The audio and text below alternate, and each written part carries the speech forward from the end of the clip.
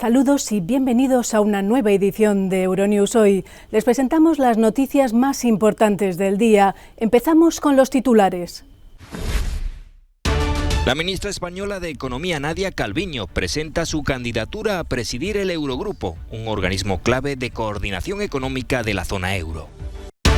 Crece el miedo en Europa, un nuevo envite de la pandemia por la multiplicación de brotes. En el Reino Unido, altos responsables médicos piden al gobierno que tome medidas urgentes.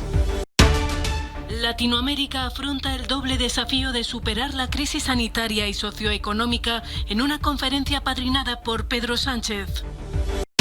Conmoción en Colombia por la presunta violación de una niña indígena por un grupo de 8 militares, una semana después de la aprobación de la cadena perpetua para los violadores de niños. De España, con más de 40 grados en algunos puntos, a Suecia, pasando por Francia o el Reino Unido, el calor aprieta en Europa apenas iniciado el verano. Ya es oficial, la ministra española de Economía, Nadia Calviño, ha presentado su candidatura a la presidencia del Eurogrupo. Como ha recordado en un tuit el presidente del gobierno, Pedro Sánchez, sería la primera vez que España asume las riendas de este organismo clave para la coordinación de las políticas económicas nacionales de los países de la zona euro, y también sería la primera vez que tiene al frente a una mujer. Aunque sonaban varios nombres como posibles sucesores del portugués Mário Centeno al frente del Eurogrupo, ninguno había formalizado su candidatura y el plazo para hacerlo concluye este jueves. Casada y con 4 hijos, Calviño es economista del Estado y alta funcionaria de la Unión Europea. En Bruselas goza de una excelente reputación por la labor realizada durante 12 años en la Comisión Europea, donde llegó a desempeñar el cargo de directora general de presupuestos.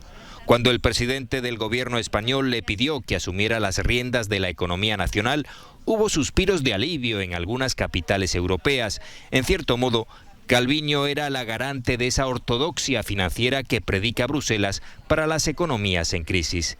Una ortodoxia que supo imponer en Madrid a pesar de la presencia en el gobierno de la formación izquierdista Unidas Podemos, muy crítica con los recortes y ajustes presupuestarios. Calviño criticó sin tapujos un acuerdo gubernamental para derogar la reforma laboral. Sin embargo, el estallido de la pandemia cambió todos sus números.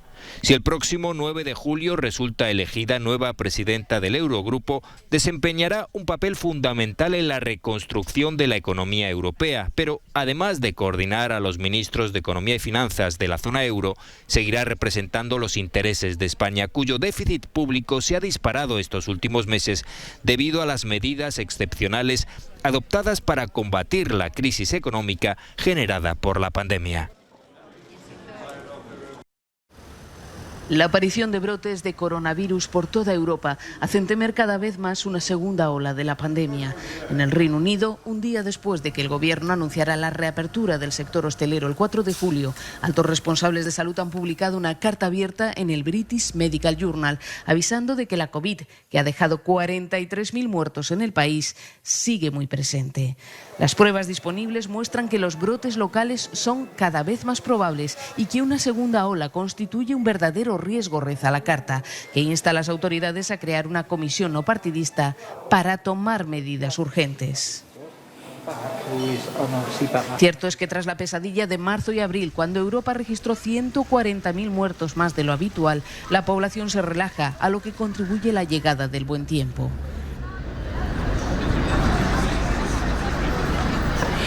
El virus no es inofensivo, ni siquiera para los jóvenes adultos, advierte la primera ministra belga. La organización de eventos favorece la propagación del virus. Cuando usted se arriesga, también pone en riesgo a su entorno. No lo olvide. Los focos surgen en un amplio abanico de países. En Alemania, con casi 1.800 contagios confirmados en una empresa cárnica. En España, con un aumento de casos en residencias de ancianos y zonas agrícolas donde trabajan temporeros. O en Portugal, donde las autoridades niegan que exista cualquier tipo de descontrol tras las restricciones impuestas esta semana por los brotes en la región de Lisboa. Latinoamérica, epicentro de la pandemia, afronta el doble desafío de superar la crisis sanitaria y reactivar las economías de los países de la región, cuyo estado en muchos casos ya era precario antes del COVID-19, acuciado por la pobreza y las desigualdades sociales. Este miércoles se ha celebrado una conferencia de países latinos contra el COVID en busca de mecanismos de financiación y apoyo en la que han participado los presidentes de 10 países e instituciones como el Fondo Monetario Internacional, el Banco Mundial o las Naciones Unidas. El presidente del Gobierno de España, Pedro Sánchez, que ha apadrinado esta conferencia, adelantaba algunos instrumentos contra la crisis como alivios de deuda o reestructuración. Evidentemente la estabilidad fiscal, la cambiaria, la financiera, la justicia social, la digitalización y abordar la transición ecológica en términos de justicia social deben protagonizar, a mi juicio, las estrategias de recuperación para asegurar un crecimiento sostenible e inclusivo. Y no quiero tampoco olvidar ni la ciencia ni la educación. En América Latina, 29 millones de personas se exponen a la pobreza y 16 millones a la extrema pobreza por la crisis del COVID-19. En un contexto mundial de recesión y de caída del Producto Interior Bruto Mundial del 4,9% para el 2020, según estimaciones del FMI, los retos para la región de América Latina son aún más apremiantes. Prohibido despedir durante la pandemia, una medida de protección social impuesta por el gobierno argentino que ha sentenciado a muerte a buena parte del pequeño comercio de la ciudad de Buenos Aires. A pesar de que no pueden generar ingresos o lo hacen de manera muy limitada, sus dueños han tenido que seguir pagando sueldos a sus empleados. Prácticamente 1 de cada 5 establecimientos de la capital argentina ha cerrado definitivamente los últimos 3 meses. Entre estos, locales emblemáticos del centro de la ciudad, como el restaurante La Tecla. Tomé la decisión de rematar las instalaciones y con el capital que ingresa por la venta de las instalaciones, pagarle al personal y desprenderme de la actividad. No hay nada por lo que brindar en La Tecla. Vasos, copas, botellas, lámparas, amasadoras, todo se liquida en este restaurante que había sorteado con éxito todas las crisis que ha sufrido Argentina desde que comenzó a funcionar hace casi 3 décadas. La misma suerte han corrido muchos de los locales de ocio que han animado la noche bonaerense desde hace años. El bullicio y las luces de neón han dejado paso a un oscuro silencio en el barrio Palermo Viejo. Santiago Olivera, dueño del Bad Toro Bar desde hace una década, también arroja la toalla.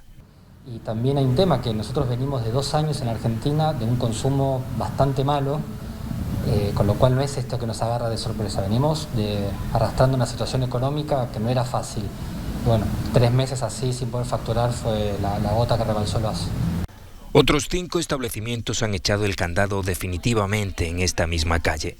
Las facturas de los impuestos y de los servicios siguen llegando como si no hubiera pandemia, pero las cuentas hace mucho que no salen y el futuro es cada vez más oscuro. El número de muertes e infecciones en Argentina sigue en aumento y el endurecimiento de las restricciones parece inevitable.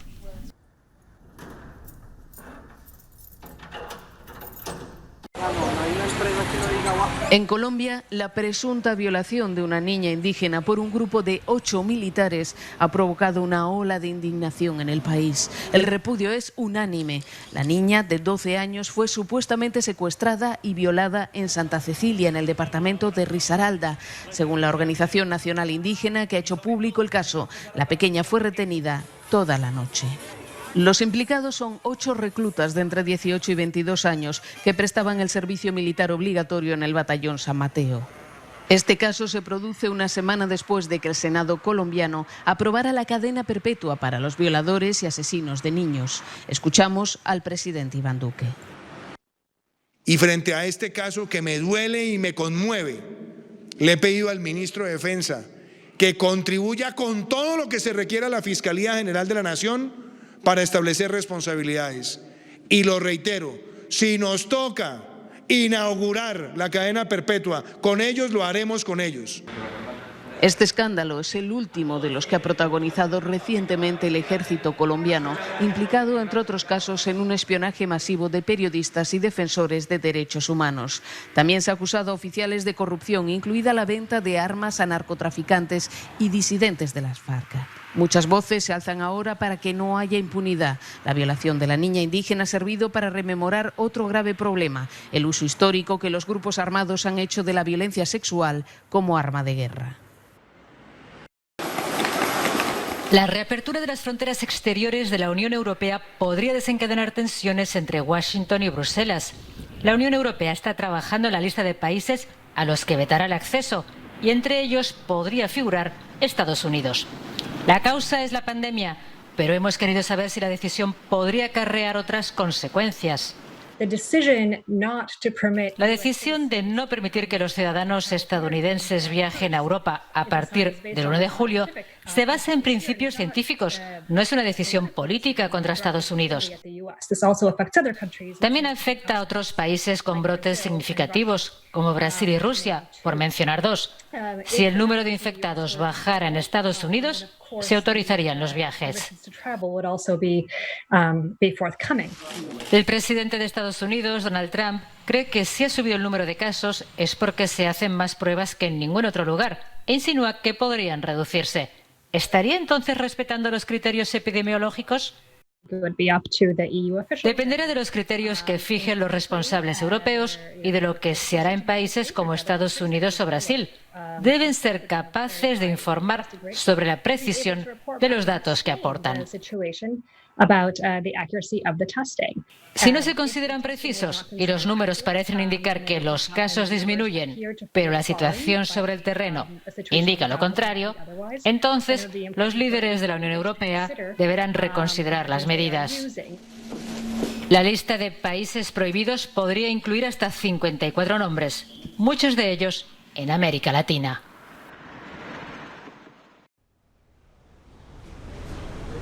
El escenario post-COVID-19 será todavía más catastrófico de lo esperado.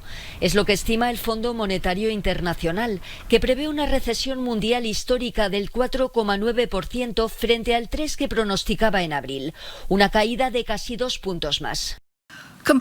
En comparación con nuestra perspectiva de la economía mundial de abril, ahora estamos proyectando una recesión más profunda en 2020 y una recuperación más lenta en 2021. El FMI prevé un crecimiento global del 5,4% para el año que viene. A medida que los países reabren, la recuperación es desigual. Por un lado, la demanda acumulada está llevando a un aumento del gasto en algunos sectores como el minorista. Por otro, los sectores intensivos de contacto como la hostelería, el turismo y los viajes siguen débiles. La economía de la zona euro va a retroceder un 10,2% este año antes de remontar el vuelo en 2021. Este 2020, España e Italia serán las peor paradas a nivel mundial. El PIB de ambos países caerá un 12,8%. En América Latina, epicentro ahora de la pandemia, se espera una contracción de la economía del 9,4%, 4,2 puntos peor que la estimación de abril.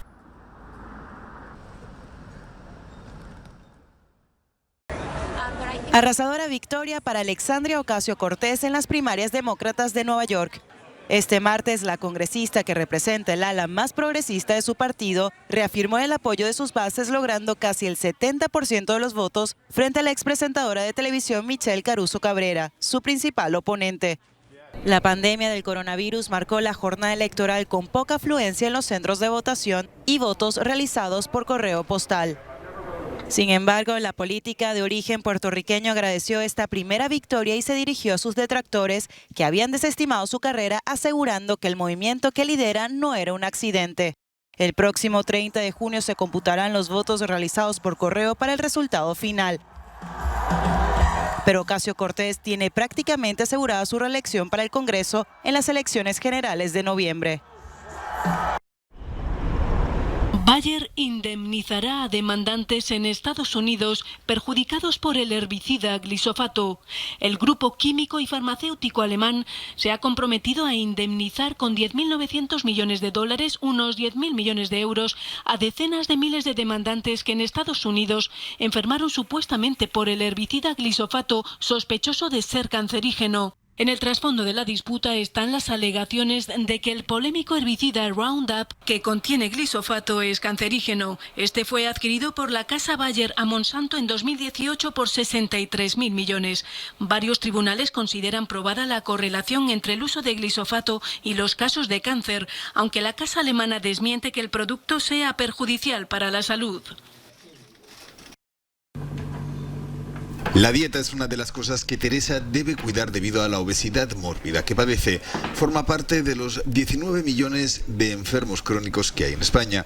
La solución para su dolencia estaba a punto de llegar, pero la pandemia obligó a cancelar las pruebas preoperatorias para una cirugía de reducción de estómago, un retraso que ha tenido consecuencias. El estar confinada ha supuesto, por un lado, pues tener mayor ansiedad a la hora de estar en casa y tener más necesidad de comer. Me ha supuesto un problema en la rodilla que ya venía arrastrándolo y ahora es mucho más importante y tengo que tomar más medicación y me ha supuesto un parón en mi vida cotidiana de moverme. Teresa calcula que la intervención a la que se debe someter tardará un año, a pesar de que critica que los pacientes crónicos no estén en la comisión de reconstrucción creada desde el Congreso. Entiende la situación.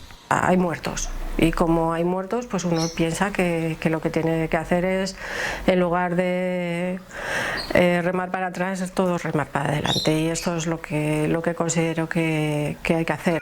La COVID-19 paralizó en gran medida el sistema de salud. Desde el Foro de Pacientes estiman que 2 de cada 3 enfermos crónicos han sufrido un empeoramiento. La misma organización calcula que hay un aumento en las listas de espera de 115 a más de 160 días. Y la denominada nueva normalidad dificulta acortar los tiempos. Ahora mismo hay una priorización que es intentar evitar la transmisibilidad. Y para esto tenemos que respetar aforos, tenemos que respetar distancias y esto nos condiciona todo. El doctor Quevedo considera que son necesarios recursos de todo tipo para optimizar la atención a los enfermos crónicos. Todas las fuentes consultadas aseguran que aún no se han producido mejoras desde la Administración. El sistema público de salud español ha quedado tocado tras la pandemia. Todas las recomendaciones de los expertos, desde la reducción de las listas de espera hasta un mejor uso de la tecnología, pasan por una mayor inversión pública en un contexto de crisis económica. Desde Madrid, Carlos Marlasca, para Euronews. La Sagrada Familia hacía mucho tiempo que no se sentía tan sola o tan tranquila. La pandemia ha vaciado de turistas las calles de Barcelona y sus monumentos más famosos. Los barceloneses han retomado su derecho a reinar en su ciudad, durante años usurpado por visitantes extranjeros. Puedo jugar siempre que quiero en la calle, aquí. Y ya está. El disfrute de unos supone la ruina para otros. Lejos quedan los datos de 2019, cuando Barcelona cerró con la cifra récord de 12 millones de turistas. Hoy muchos hoteles aún están cerrados, otros funcionan a medio gas, como explica esta gerente. Este año será difícil, julio y agosto, luego en septiembre también hay algunas ferias que también se han cancelado. Si quedamos a la mitad ya será muy bueno, ¿no? La arquitectura de Gaudí sigue siendo uno de los principales reclamos de la ciudad condal, pero muchas de sus obras siguen cerradas. Del Parque Güell se puede disfrutar como nunca desde hace un mes. Se visita mucho mejor un monumento o una ciudad sin tantísima gente, pero la otra cara de la moneda es que, claro, la economía se resiente. La economía resenteix.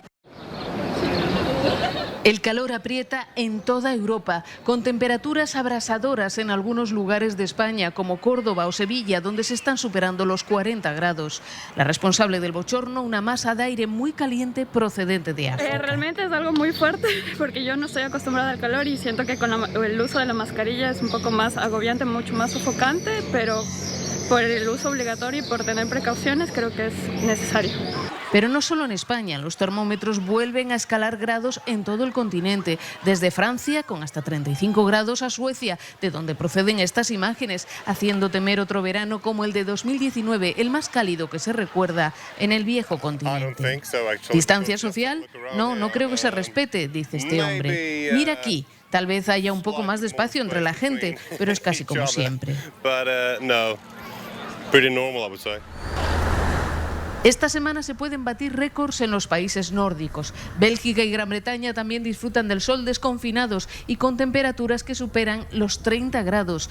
Los expertos advierten de que las olas de calor serán cada vez más intensas y frecuentes. Temperaturas muy altas que también sorprenden en otros puntos del mundo, como los 38 grados que se registraron en la localidad ártica rusa de Verkhoyansk, considerado uno de los lugares más fríos del planeta.